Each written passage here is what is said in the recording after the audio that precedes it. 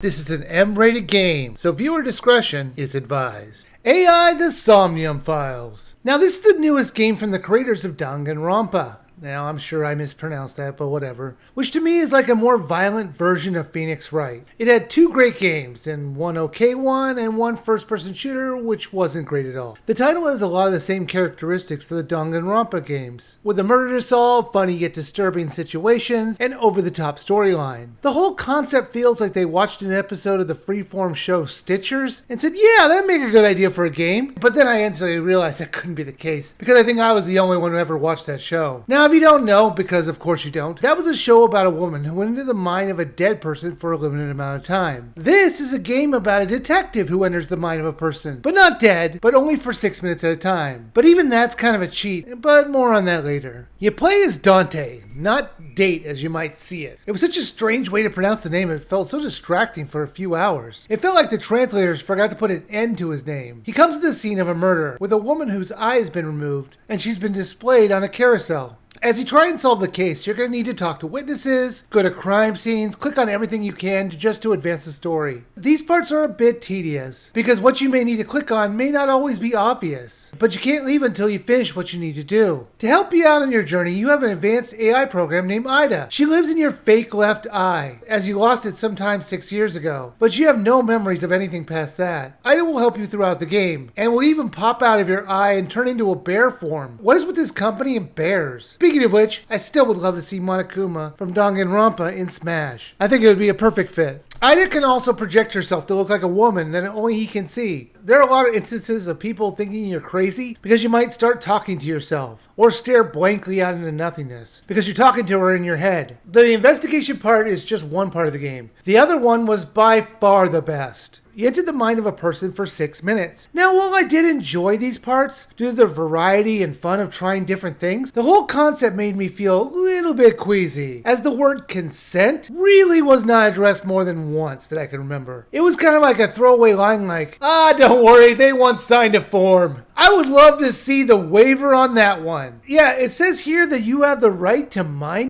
me. I do wish they addressed it better. The fact that they're so willing to strap someone in without any of the care of the ethics or legality of doing it without their consent is a huge problem. I mean, they drugged one guy because they knew they would never get him in any other way. I mean, sure, the guy was an but at what point do you draw the line? So you might be thinking, well, maybe that's the law of the land in this world. No, you would be wrong. This is a super secret project, although you wouldn't know it from the way everybody tells everyone what this project is. I mean, the main character will constantly tell people exactly what's going on, even though he should be keeping it a secret. And it's not like his coworkers are any better. They have full-on conversations about what they just did right in front of the person they just did it to.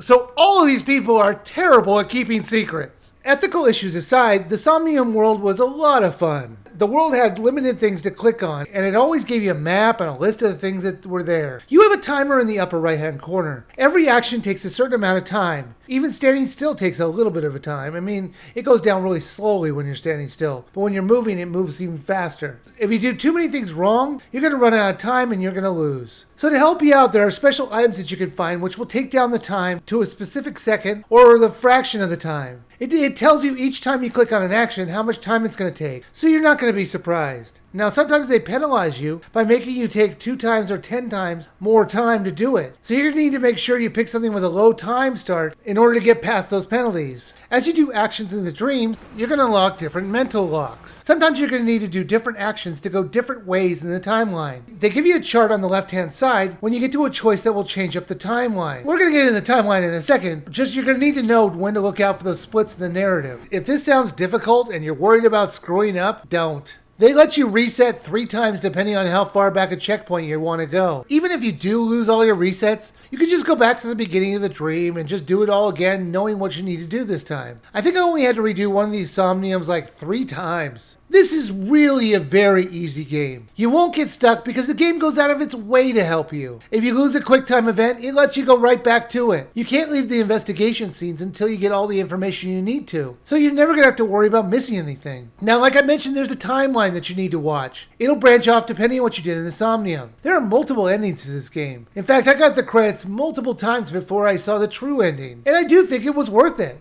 One of the best things about this is it's almost completely voice acted. And the only time it isn't, it's just when it's his thoughts. This could be a really funny game, even for the dark world that they're in. It's doubtful you're going to guess who the killer or killers are ahead of time. They do set it up, but it does sure get confusing, to the point where I had to write down stuff just to keep track. AI The Somnium Files was fun. It was an interesting murder mystery that could get really dark yet funny at the same time. It's a hard line to balance, but I really think they did a great job. I love the Somnium sequences. It was very enjoyable to walk around the world and interact with it because you never knew how something would react. My major problem with this is the price. It's $60 and has little to no replayability. There is an unlockable thing you could do after you finish the game, but as far as I could tell, it didn't do much. It took me about 24 hours to beat this, and that's a bit too long for a rental in my opinion. I would wait for this to go on sale for about half the price. The mystery is intriguing, but there is no reason to come back to it after you're done. So unless you really don't mind renting this for a week, I would just wait for this to go on sale.